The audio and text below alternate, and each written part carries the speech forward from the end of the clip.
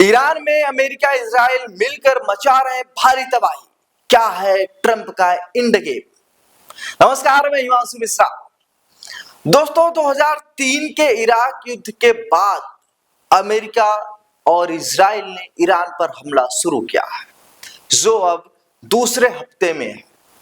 अमेरिकी हमलों में 2000 से ज्यादा ठिकाने नष्ट हुए हैं, 1200 से अधिक ईरानी मारे गए हैं, जबकि ईरान ने इजराइल और पड़ोसी देशों पर एक साथ मिसाइलें दागी हैं।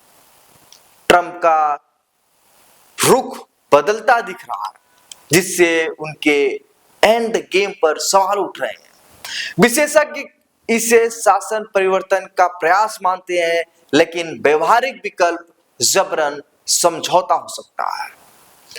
देखिए दोस्तों, 2003 में इराक पर अमेरिकी हमलों के 2 दशक से ज्यादा समय के बाद अब यूएस ने इजराइल के साथ मिलकर ईरान के खिलाफ जंग शुरू किया है, जो अब अपने दूसरे हफ्तों में पहुंच गई है। जैसे जैसे ईरान पर हमले बढ़ रहे हैं, वैसे वैसे अमेरिकी राष्ट्रपति डोनाल्ड ट्रंप की राय भी बढ़ रही है। उनके बदलते बयानों के बाद सवाल खड़ा हो रहा है कि आखिर अमेरिका चाहता क्या है और उसका एंड गेम क्या है। आपको बता दें कि युद्ध शुरू होने के बाद से यूएस आर्मी ने ईरान में लगभग 2000 ठिकानों पर हमला किया, जिसमें देश की राजधानी तेहरान में देश के उस समय के सुप्रीम लीडर खामनेई समेत कई बड़े ईरानी अधिकारी मारे गए। इसके बाद के हमलों में न्यूक्लियर फैसिलिटी, सिविलियन इलाके और ऑयल रिफाइनरी और एक डिसिलेशन प्लांट जैसे जरूरी ढांचे को निशाना बनाया गया। ईरान ने जवाबी कार्रवाई करते हुए इजराइल और खाड़ी के पड़ोसी देशों को निशाना बनाते हुए सैकड़ों मिसाइलें और हजारों ड्रोन लॉन्च किया।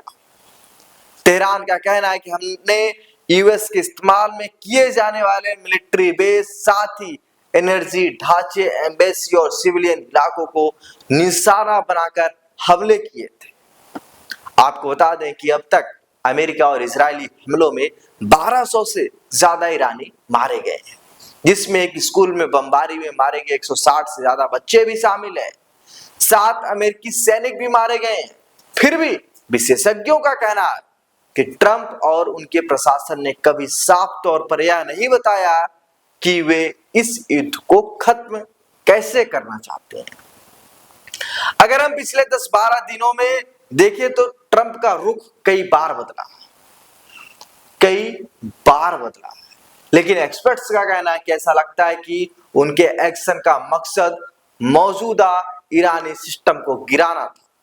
जब से तथाकथित ऑपरेशन एपिक फ्यूरी शुरू हुआ है, ट्रंप का संदेश डील मेकिंग और ईरान के विनाश के बीच झूलता रहा है। शुरुआत में ट्रंप ने कहा कि उन्होंने ईरान की इस्लामिक जो आईआरजीसी है, इसके सदस्यों से हथियार डालने और यूनिटी के बदले सरेंडर करने को कहा।